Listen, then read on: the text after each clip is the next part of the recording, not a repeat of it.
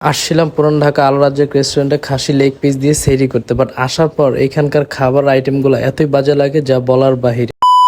আসসালামু আলাইকুম গাইস, কি অবস্থা সবার, কেমন আছেন সবাই? Welcome to my another blog. So হঠাৎ প্ল্যান করলাম যে আজকে সবাই মিলে একসাথে সেহরি করবো, তো এই জন্যই রাত করে বের হয়ে গেলাম নাজিরা বাজার উদ্দেশ্যে। বাট এইখানে জ্যাম ঠেলতে ঠেলতে আসার পর দেখি এত পরিমাণে ভিড়, কি ছুঁয়ে কি খাবো এটাই চিন্তা করতেছি। যেহেতু রোজা রাখবো তো বিরিয়ানি কাচ্চি এগুলো কিছুই খাওয়া যাবে না, তো ভাবলাম পুরান ঢাকা বংশাল আল রাজ্জাক রেস্টুরেন্টে খাসি লেগ পিসটা ট্রাই করতে যাই। তো এই জন্য চলে আসলাম আমরা আল রাজ্জাক রেস্টুরেন্টে। বাট এইখানকার আসার পর দেখলাম যে অনেক পরিমাণে ভিড় ছিল এবং এটার ইন্টেরিয়রটা কিন্তু মোটামুটি খুবই ভালো ছিল, সুন্দর একটা মিররও ছিল তোলার জন্য।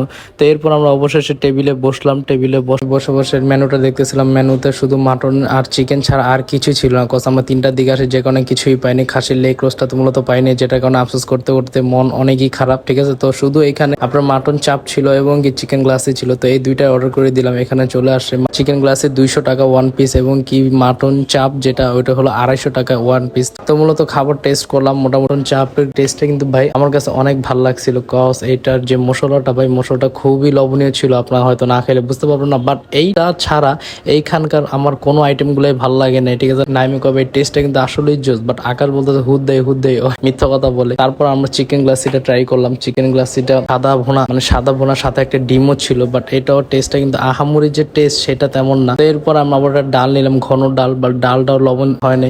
এইখানকার ভাই খাবার কিন্তু যতটা টেস্ট মনে করি ততটা কিন্তু টেস্ট না, একবারে ফালতু। ঠিক আছে, এর থেকে কিন্তু ভাই আমাদের বাসার খাবার অনেক ভালো আমার কাছে যেটা লাগলো। ঠিক আছে, বাট খাওয়ার পর আমি আফসোস করতে করতেছি ভাই কেন আসলাম আল রাজ্জাক রেস্টুরেন্টে, যেহেতু আবার খাসির লেগ পিসটা পাইনি, যেটার কারণে মনটা আরো খারাপ ছিল। তো এরপর আমরা আবার এই আল রাজ্জাক রেস্টুরেন্টের এখানকার একটা স্পেশাল তাদের দই ছিল এবং কি ডেজার্ট যে ট্রাই করবো, ডেজার্টের মধ্যে লাচ্ছি ফালুদা কিছু ছিল না, শুধু দইটা ছিল। 1 কেজি একটা দই অর্ডার করলাম, যেটা আমরা 6 জন ট্রাই করলাম। ঠিক আছে, কজ এখানকার দইটা মোটামুটি ভালো ছিল, আহামরি যে টেস্ট সেটা তেমন না, যে কারণে আমি সবাইকে বেড়ে দিচ্ছি ভাই খেয়ে খেয়ে কমা, কজ আমি খেতে পারতেছি না। কজ এখানকার দইটাও তেমন আহামরি ভালো না, মানে আমার কাছে কোনো কিছুই ভাই ভালো লাগেনি। জাস্ট ভালো লাগার মতো একটু মাটন চাপটা একটু কোনো রকম একটু টেস্টটা মশলাদার হয়েছে, তো যে কারণে একটু ভালো লাগছে। এছাড়া কোনো আইটেম গুলাই ভালো ছিল না, একবারে ফালতু। বাট মানুষ কেন যে মনে করে যে আল রাজ্জাক রেস্টুরেন্টে খাবার এতটাই টেস্ট, আমি ভাবতাম এতদিন যে আল রাজ্জাক রেস্টুরেন্টে খাবার অনেক টেস্ট, বাট আসার পর বুঝতে পারলাম ভাই এখানকার খাবার একবারে ফালতু। আপনারা যারা আসবেন সেহরি করবেন রোজা রাখবেন, তো অবশ্যই কিন্তু আল রাজ্জাক রেস্টুরেন্টে কখনই আসে না, কজ এখানকার খাবার একবারই ফালতু। তো দেখা হবে কোনো নেক্সট একটা ব্লগে। হ্যাভ ফান, খোদা হাফেজ, টাটা, বাই।